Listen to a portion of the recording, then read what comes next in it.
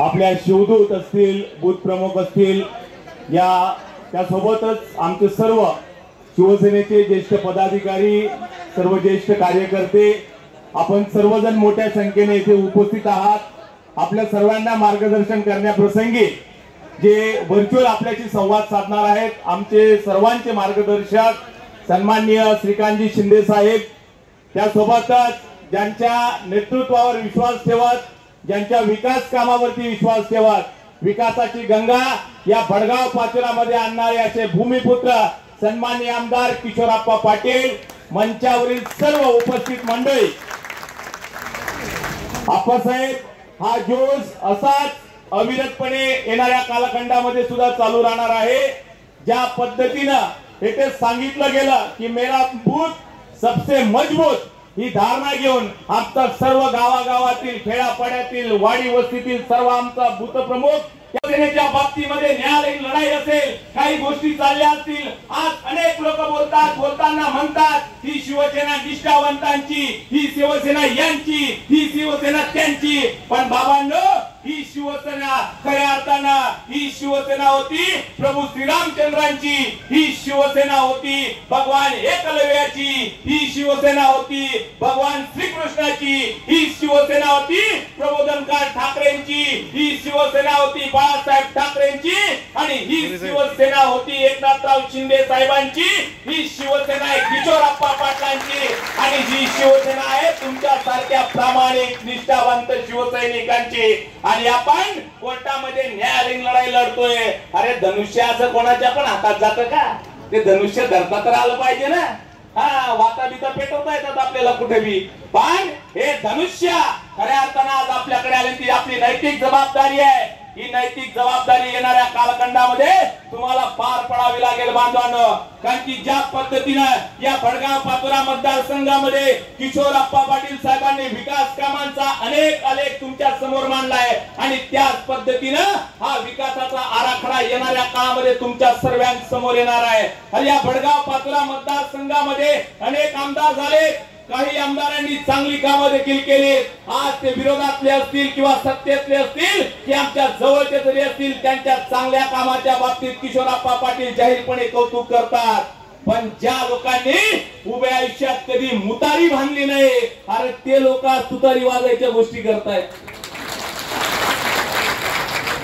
अरे ते तुतारी वाजवण्यासाठी तुमच्याकडे तेवढं कौशल्य तर असलं पाहिजे ना, नाही तर आपल्या भडगावच्या केशवसुतांची कविता आहे, एक तुतारी द्या मजा आणून फुंकणे मी ती सोप्रणाने। अरे पण ती वाजवता तर आली पाहिजे ना सोप्रणाने।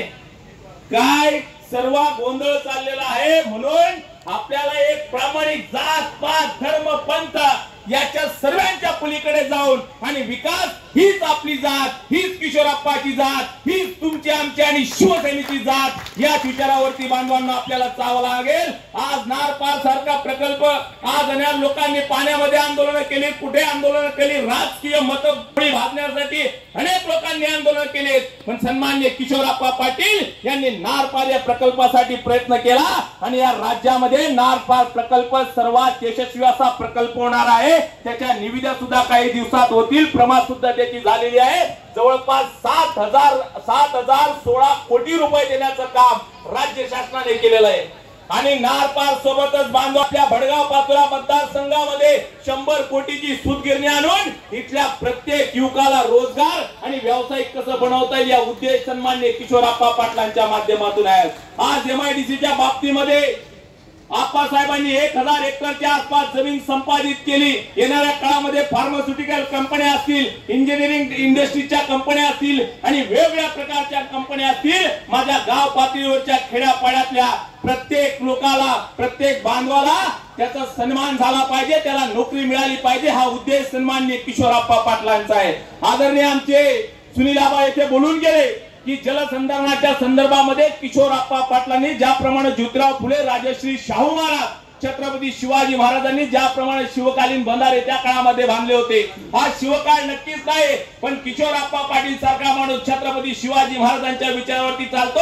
नगर देवळा बाळक गटाचा परिसर बघा किंवा इतरत्र परिसर बघा, जवळपास त्या छोट्याशा नदीवरती 32 बंधारे बांधण्याचं काम या किशोरप्पा पाटलांनी केलं। अरे ज्योतिराव फुले म्हणायचे आप्पासाहेब की पाणी अडवा आणि पाणी जिरवा, पण या लोकांनी काय केलं, आपल्या घरात लोकांना अडवा आणि आपल्या घरात जिरवा, बस याच्या पलीकडे या लोकांनी काही केलं नाही.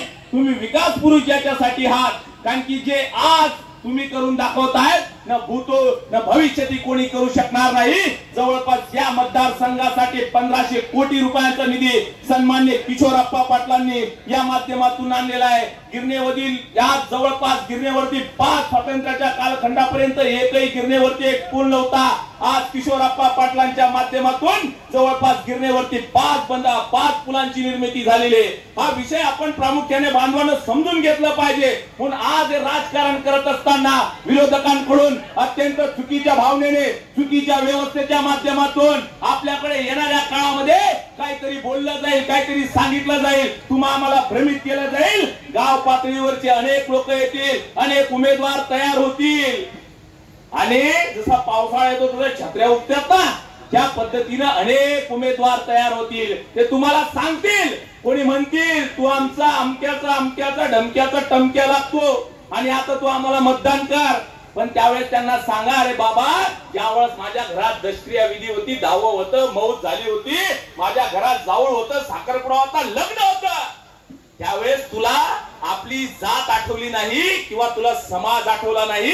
त्यावेळेस किशोरप्पा पाटील नावाचा माणूस माझ्या दाराशी उभा होता आणि म्हणून आम्ही किशोरप्पाच्या पाठीशी हे ठामपणे त्यांना सांगण्याचं काम करा. आणि शेतकरी बांधवांच्या बाबतीमध्ये शेतकरी बांधवांना एक विचारपूर्वक आहे का, तुम्ही आपण सर्वजण शेतकऱ्याची पोरं आहोत की नाही आहोत? तुम्ही आपण सर्वजण शेतकऱ्याची पोरं आहोत. या आमच्या मुख्यमंत्री साहेबांच्या माध्यमातून या राज्यामध्ये जवळपास 10 लाख सौर पंप देण्याचं नियोजन या आपल्या मुख्यमंत्री साहेबांच्या नियोजनाच्या माध्यमातून बाळगणांना होणार आहे. आणि त्यासोबतच या राज्यामध्ये दिवसा लाईट देण्याचं धोरण या शासनानं त्या ठिकाणी करण्याचं काम केलेलं आहे. त्यासोबतच बांधवांनो या सर्व गोष्टी करत असताना जवळपास 7.5 हाऊस पॉवर पर्यंत पंप असतील तर सर्वांची वीज बिल माफी करण्याचा ऐतिहासिक निर्णय सन्माननीय एकनाथराव शिंदे साहेबांनी घेतला आहे. आजपर्यंत कोणी केलं का? आजपर्यंत कोणी केलं का? या लोकांनी फक्त तुमचं आमचं शोषण करण्याचं काम केलं. पण हा आपला लाडका मुख्यमंत्री, सर्व बहिणींचा लाडका भाऊ हा तुमच्यासाठी लढतोय, शेतकऱ्यांसाठी लढतोय. दुर्दैवाची बात आहे आप्पासाहेब, अहो ज्यावेळेस महाविकास आघाडीचं सरकार या राज्यामध्ये होतं तर ऊर्जा मंत्री म्हणून नितीन राऊत असताना या राज्यामधल्या माझ्या 2 बिघे 5 बिघे अल्पभूधारक असलेल्या शेतकऱ्यांना ज्या वेळेस बिल आलं त्या वेळेस त्या लोकांनी आमची लाईट कट केली. आमचा खरीपाचा हंगाम, आमचा रब्बीचा हंगाम तोंडाशी आलेला असताना या लोकांची आमची वीज कापणी केली. वेळेप्रसंगी माझ्या माय माऊलीला गळ्यात असणारं मंगळसूत्र गहाण ठेवावं लागलं, वेळेप्रसंगी विकावं लागलं आणि ती लाईट बिल भरून या मोगलांच्या काळामध्ये आप्पासाहेब आमच्या इतक्या शेतकऱ्यांवरती अत्याचार झाला. ही नोंद आमच्या मुख्यमंत्री साहेबांनी घेतली आणि तुम्हाला इथून पुढे 1 रुपया सुद्धा लाईट बिल येणार नाही. इतका चांगला आणि सुंदर निर्णय सन्माननीय मुख्यमंत्री साहेबांनी घेतला आहे. आणि लाडक्या बहिणी संदर्भामध्ये आमच्या सर्व लाडक्या बहिणी काही या ठिकाणी उपस्थित आहेत. या मतदारसंघामध्ये सन्माननीय किशोरप्पा पाटलांच्या माध्यमातून जवळपास 90 ते 95 हजार सर्वे प्रकरण आमच्या लाडक्या बहिणींची काय झालेली आहेत, मंजूर झालेले. या महिना अखेर पर्यंत आपण 1 लाखाचा टप्पा लाडक्या बहिणींचा त्या स्कीम मध्ये बसवण्याचा यशस्वीपणे गाठणार आहोत. पण आप्पासाहेब खेदाची बाब आहे, काल एक सरंजामी नेते या आपल्या जळगाव जिल्ह्याचे माजी पालकमंत्री चाळीसगावला बोलून गेले की म्हणे सरकारने लाडकी बहीण दिली आणि शेतकरीतले मजूर भेटायला बनवी म्हणे. म्हणजे यांची मानसिकता बघितली का? हा विचार तुम्ही करा. हे मी रेकॉर्डवर बोलतोय, जाहीरपणे बोलतोय की यांची मानसिकता ही सरंजामी विचाराची आहे. यांना माझ्या लाडक्या बहिणींची स्कीम बंद करायची. तुम्हाला स्कीम बंद होऊ द्यायची का? आणि जर ही स्कीम बंद होऊ द्यायची नसेल, हे जे सरंजामी लोक बोलले की शेतकऱ्याला मजूर मिळत नाही, अरे त्या 1500 रुपयाचा लाभ घेणाऱ्या महिला हे शेतकरी कुटुंबातील, शेतमजूर कुटुंबातील यांची नीच मानसिकता आहे. आणि यांचा उद्देश आहे बांधवांनो की तुम्हाला मला गरीब ठेवायचं या लोकांना. कारण की तुम्ही मी जर का गरीब राहिलो तर यांना यांचं सरंजामी राजकारण करण्यासाठी मोकळे आहेत. आणि म्हणून महाविकास आघाडीचा विचार लक्षात घ्या. जर हे लोक राज्य सरकारच्या सत्तेमध्ये आले तर तुमची लाडकी बहीण योजना बंद करतील. हे लोक बोलतात की तुम्ही महिलांचे जास्त लाड करू नका. महाविकास आघाडीचे लोक बोलतात कारण की हेच लोक त्या ठिकाणी आपल्या सर्वांच्या विरोधामध्ये कोर्टामध्ये सुद्धा गेले. अनिल वडपल्लीवार नावाचे हे सुनील केदारांचे जवळचे मित्र आहेत आप्पासाहेब. अनिल वडपल्लीवार, या वडपल्लीवार माझ्या लाडक्या बहिणींच्या विरोधामध्ये गेले. म्हणजे तुम्हाला 1500 रुपये भेटू नये म्हणून सावत्र भावांची किती तळमळ चालली दिसतंय ना तुम्हाला. म्हणून हे सर्व गोष्टी वेळेप्रसंगी बांधवांनो भगिनींनो लक्षात घ्या. पण या 1500 रुपये हे सरकार तुम्हाला भीक देत नाहीये बंधू भगिनींनो. हे 1500 रुपये तुम्हाला तुमचे सन्मानाचे देते, तुमचे कष्टाचे देते आणि यातनं तुमच्या माध्यमातून उद्योजिका उभा राहतील, बचत गटांच्या माध्यमातून अनेक उपक्रम उभे राहतील आणि स्वयंपूर्तीच्या माध्यमातून महिला सक्षमपणे उभे राहतील. मुख्यमंत्री लाडकी बहीण योजने संदर्भामध्ये ज्यावेळेस मुख्यमंत्र्यांनी ठाण्याच्या एका घरामध्ये भेट दिली तर प्रणाली बारड नावाची आमची महिला, या महिलेने गणपतीच्या आरासासाठी लागणारे घुंगरू 1500 रुपयाचे घुंगरू या आमच्या भगिनीने विकत घेतले आणि या 1500 रुपयाचे घुंगरू आपल्या सोसायटी मध्ये विकून या माझ्या भगिनी 10,000 रुपये त्या 1500 रुपयाचे केले. म्हणजे विचार करा हे 1500 रुपये किती कामाचे. या लोकांना हे बंद करायचंय आणि म्हणून यांना या योजना जर का बंद करू द्यायच्या असतील तर तुम्हाला यांना येथेच बंद करावं लागेल. अल्लाउद्दीनच्या चिराग सारखे त्यांना बंद ठेवा, बाहेर निघू देऊ नका. हे बोलतात आप्पासाहेब की महिलांना 50% एसटी मध्ये आरक्षण देण्याची गरज नव्हती, पण सन्माननीय मुख्यमंत्री साहेबांनी निर्णय घेतला आणि सर्व महिलांना एसटी मध्ये 50% आरक्षणाची सुविधा करून दिली. आणि सुविधा करत असताना त्यासोबतच ही एसटी जवळपास 16 कोटी रुपये नफ्यामध्ये आणली.